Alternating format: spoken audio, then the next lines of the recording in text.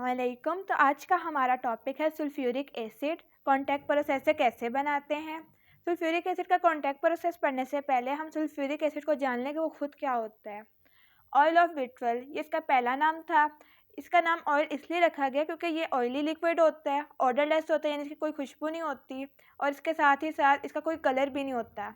Sulphuric acid को सबसे पहले जाबिर बिन हयान ने बनाया और यह हमारे लिए एक बहुत ही खुशी की बात है कि एक मुस्लिम साइंटिस्ट ने इतना खूबसूरत एसिड बनाया। अगर एसिड की बात की जाए तो किंग ऑफ एसिड्स है। इसका कॉन्टैक्ट प्रोसेस से भी बनाया जाता है और लेफ्ट चैम्बर प्रोसेस से भी बनाया जाता है। कॉन्टैक्ट प्रोसेस की अगर मैं बात करूं तो इसमें हमने जो रिएक्शंस करने हैं वो है, सबसे पहले हमने सल्फर लेना है और उसकी ऑक्सीडेशन करवानी है तो हमारे पास बनेगा सल्फर डाइऑक्साइड। और दूसरी तरफ मैं ले रही हूँ आयरन पायराइड्स। आयरन पायराइड्स में हमारे पास सल्फर मौजूद होती है लेकिन साथ में आयरन भी मौजूद होता है और साथ में ऑक्सीजन लूँगी तो फिर मेरे पास यहाँ पे भी सल्फर डाइऑक्साइड बनेगा। इसी सल्फर डाइऑक्साइड को मैंने उठाना है, इसकी ऑक्सीडेशन करवानी, सल्फर ट्राइऑक्साइड बनाना है।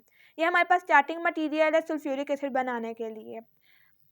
और इस रेंज में जो हमारे पास टेम्परेचर आता है, जो हमारे पास एनर्जी रिलीज होती है वो -269.3 kg पर मोल है। अगर आप कैलोरीज ले रहे हो kg पर मोल की जगह तो उसकी जो हमारे पास वैल्यू है वो चेंज होती जाएगी। लेकिन एक बात जो है वो कॉमन रहेगा कि हमारे पास माइनस का साइन रहेगा। क्यों? क्योंकि ये हमारे पास एक्सोथर्मिक रिएक्शन है और इसकी डिफरेंट हमारे पास केसेस हैं।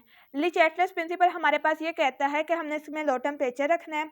लो टेम्परेचर इसलिए रखना है क्योंकि आप देखो वो दे ही हमारे पास एट द एनर्जी दे रहा है, हीट दे रहा है, तो इसलिए हमें इसके अंदर लो टेम्परेचर इसको देना पड़ेगा। इसको ज़्यादा टेम्परेचर की ज़रूरत ही नहीं है। अगर हम लो टेम्परेचर दे रहे हैं तो हमारा रिएक्शन स्लो हो जाता है, इसलिए हम इसके अंदर कैटलिस्ट भी यूज़ करते हैं। कैटलिस्ट में हमारे पास फेरिक ऑक्साइड और साथ में क्यूप्रस ऑक्साइड है। नीचे हमारे पास प्लेटिनम मैग्नीशियम सल्फेट, ये पूरा एक कैटलिस्ट है। इसके अलावा प्लेटिनम एस्बेस्टस भी हम यूज़ करते हैं और साथ ही साथ हम लोग वेनोडियम ऑक्साइड को भी यूज़ करते हैं। एक्सेस ऑफ ऑक्सीजन, अगर मैं 3 मोल लूँगी इस ऑक्सीजन के तो मैं 2 मोल लूँगी सल्फ़र ऑक्साइड के। एक्सेस ऑफ ऑक्सीजन भी हमारे पास जो है सल्फ़र ट्राइऑक्साइड को जल्दी से बनाने में मदद देती है। हाई प्रेशर की बात करूँ तो यहाँ पे आप देखो, यहाँ पर 2 मोल्स किसके हैं, सल्फ़र डाइऑक्साइड के, 1 मोल है हमारे पास ऑक्सीजन का, तो 3 मोल्स थे। जब ये प्रोडक्ट बना तो हमारे पास 2 मोल्स आए, तो यानी 3 से 2 हमारे पास वॉल्यूम कम हुआ। तो हमें इसके अंदर वॉल्यूम और प्रेशर का आपस में क्या रिलेशन होता है, इन्वर्स, तो हमें हाई प्रेशर देना पड़ेगा।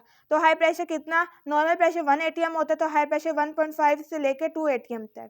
तो पहली स्लाइड में हमने ली चैटलेस प्रिंसिपल के केसेस पढ़े और पढ़ा कि हमारे पास सल्फर ऑक्साइड कैसे बनता है और उसके अलावा सल्फ्यूरिक एसिड की हमने इंट्रोडक्शन पढ़ा। नेक्स्ट पेज पे हमने पढ़ना है कॉन्टैक्ट प्रोसेस का, जो कि बहुत ही इंपॉर्टेंट लॉन्ग है।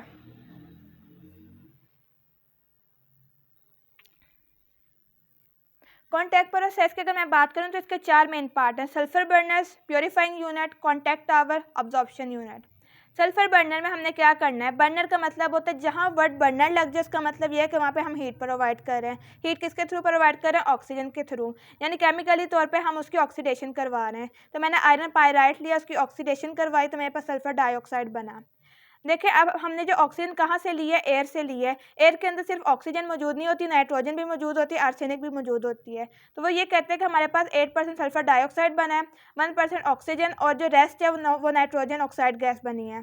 तो ये नाइट्रोजन गैस बनी है क्योंकि हमारा आज का मेन फोकस सल्फ्यूरिक एसिड बनाना है, तो हम हर जगह सल्फर डाइऑक्साइड को ही लेके चलेंगे और ऑक्सीजन बहुत ही कम अमाउंट में है तो इसको हम नेग्लिजिबल कंसीडर करते हुए यहाँ से रिमूव कर देंगे। प्योरीफाइंग यूनिट, प्योरीफाइंग यूनिट की मैं बात करूँ तो हमारे पास यहाँ पे 6 पार्ट्स हैं, dust remover, cooling pipe, scrubber, drawing tower, arsenic purifier और टेस्टिंग बॉक्स। डस्ट रिमूवर, यहाँ पे हमारे पास कॉटवेल इलेक्ट्रिकल प्रेसिपिटेटर लगा होता है। डस्ट पार्टिकल हमारे पास बहुत हैवी होते हैं तो ग्रेविटी उन पे एक्ट करते हैं, वो नीचे की तरफ आ जाते हैं। तो कॉटवेल इलेक्ट्रिकल प्रेसिपिटेटर हमारे पास इलेक्ट्रोस्टैटिक प्रिंसिपल पर काम करता है। डस्ट पार्टिकल के ऊपर नेगेटिव चार्ज होता है जबकि इसके ऊपर पॉजिटिव चार्ज, तो दोनों एक दूसरे को अट्रैक्ट करते हैं और इसी तरह हमारे पास सल्फर डाइऑक्साइड में डस्ट रिमूव हो जाती है। कूलिंग पाइप्स की बात करूं तो सल्फर डाइऑक्साइड को हम लोग कूल इसलिए करते हैं क्योंकि आगे हमने जब इसकी वॉशिंग करवानी है तो सल्फर डाइऑक्साइड हमारे पास सिर्फ गर्म पानी में जो है वाटर के साथ सोलूबल नहीं होता, इसलिए हम इसको कोल्ड करते हैं। तो स्क्रबर में जब हम लेकर जाएंगे, स्क्रबिंग आपने फेस की सुनी होगी, क्या होती है, क्लीनिंग होती है। इसी तरह सल्फर डाइऑक्साइड में हमारे पास स्क्रबर्स क्या काम करते हैं, वाटर ही हम यूज़ करते हैं डिफरेंट गैसेस की वॉशिंग के लिए। ड्राइंग टावर, पीछे स्क्रबर से गुजारते हुए आ रहे हैं तो हमारे पास पानी मौजूद होगा, तो उस मॉइस्चराइजेशन को ख़त्म करने के लिए हम सल्फ्यूरिक एसिड और कोक का इस्तेमाल करते हैं। आर्सेनिक प्योरीफायर, इसके अंदर हमारे पास फेरिक ऑक्साइड की शेल्फ होती हैं जो कि आर्सेनिक के साथ रिएक्शन करती हैं, जो कि हमारे पास सल्फ़र डाइऑक्साइड में मौजूद होता है, और इस तरह हमारे पास जो है बिल्कुल प्योर प्रोडक्ट आ जाती है, जिसकी हम फर्दर टेस्टिंग करते हैं टिंडल इफ़ेक्ट के थ्रू। टिंडल इफ़ेक्ट हमारे पास ये होता है कि कोई भी हम बीम ऑफ लाइट जो है उसके अंदर डालते हैं अपने सल्फ़र ऑक्साइड के अंदर। अगर वो बीम ऑफ लाइट हमारे पास स्कैटर नहीं हो रही, यानी कि स्कैटर से मुराद ये है कि अगर मैंने बीम ऑफ लाइट डाली है और आगे पार्टिकल्स हैं तो बीम ऑफ लाइट ऐसे ऐसे मूव करेगी, तो इसको हम कहेंगे टिंडल इफ़ेक्ट। तो इस तरह हमें ये पता चलता है कि हमारा प्रोडक्ट प्योरीफाई हुआ है कि नहीं। कॉन्टैक्ट टावर की मैं बात करूँ तो यहाँ पे मैं सल्फ़र ऑक्साइड लूँगी जो अब हमने प्योरीफाई किया था, यहाँ पे इसकी मैं करवाऊँगी ऑक्सीडेशन विनोडियम पेंटाऑक्साइड की मौजूदगी में 500 डिग्री सेल्सियस तक, 400 से 500 डिग्री सेल्सियस। तो हमने बना देनी sulphur trioxide. Sulphur trioxide starting material होता है सल्फ्यूरिक एसिड बनाने में। अगर कन्वर्टर की मैं खुद की बात करूं तो यह हमारे पास वर्टिकल आयरन कॉलम्स होती हैं, जैसे मैंने बनाई हुई हैं। और अगर हम आगे लेक्चर में पढ़ेंगे जिसका नाम फ्लोशीट डायग्राम देखेंगे, तो आप वहाँ पे कैटलिस्ट चैम्बर में इस चीज़ को बाकायदा देखोगे भी।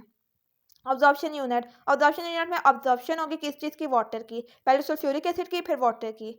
देखिए पहले मैंने सल्फर ट्राइऑक्साइड ली, फिर उसके अंदर मैंने सल्फ्यूरिक एसिड डाला, फिर उसके बाद मैंने ऑलियम बना लिया, पायरोसल्फ्यूरिक एसिड जिसको कहते हैं।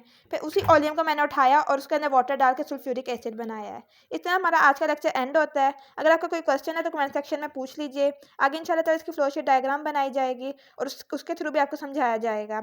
ये सारा लेक्चर कंबाइन नहीं है, अगर आप चाहो तो सिर्फ डिस्क्रिप्शन से भी समझ सकते हो और डायग्राम बना सकते हो, चाहो तो डायग्राम से समझ कर डिस्क्रिप्शन अपने हाथों से खुद लिख सकते हो। जज़ाकल्लाह।